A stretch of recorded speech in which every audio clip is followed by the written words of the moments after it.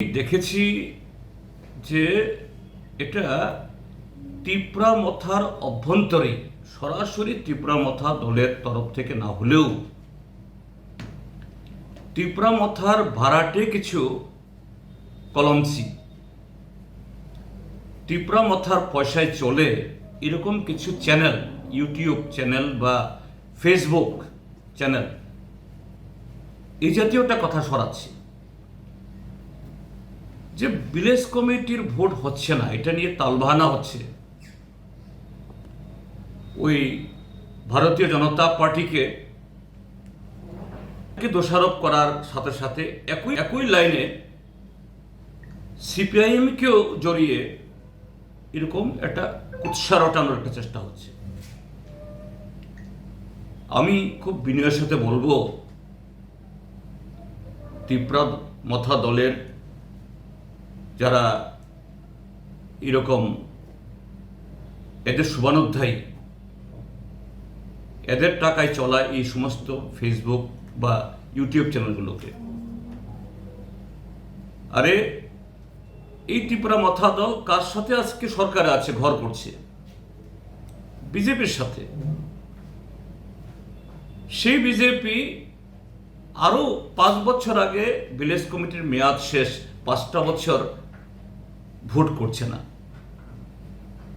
মন্ত্রিসভায় এই তিপ্রামথা সদস্যরা এর বিরুদ্ধে একটা কথা বলতে পারছেন না।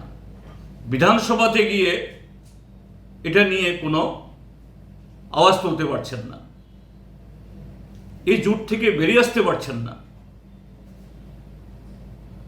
আর নিজেদের কায়েমি স্বার্থের কারণে, কি কারণে আপনাদের এই মন্ত্রিসভার ভেতরে, বিধানসভাতে এটা নিয়ে তিপ্রামথা বিজেপির বিরুদ্ধে কথা বলতে পারেন না? কেন আপনারা বিজেপি থেকে সাথে এই জোট থেকে বেরিয়ে আসতে পারছেন না? একটাই কারণ, মম বিজেপির সাথে থেকে তাদের অবৈধ কামাইয়ের অংশীদারি হতে হবে, অবৈধ ক্ষমতার অংশীদারি হতে হবে, জনগণকে ধোঁকা দিয়ে ক্ষমতায় টিকে থাকতে হবে। আর দোষারোপ করছেন সিপিএমকে।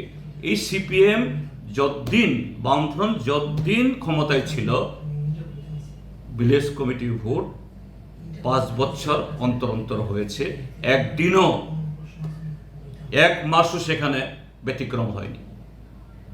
কাজেই বামফ্রন্টের বিরুদ্ধে, সিপিএম এর বিরুদ্ধে আঙ্গুল তোলার আগে তিপ্রামথা হোক বা যেই হোক, নিজের নাম দিয়ে প্রকাশ্যে বলতে সাহস করছেন না, বকলমে আড়াল করে যারা বলছেন, এই ভণ্ডামি ছেড়ে নিজেদের চেহারা খুলুন। আপনাদের দ্বিচারিতা, ডাবল স্ট্যান্ডার্ড, একসাথে বিজেপির সাথে লুটপাট, চুরি সবখানে থাকবেন, আবার সুপ্রিম কোর্টে গিয়ে এখানে ট্রাইবাল দরদি সাজবেন।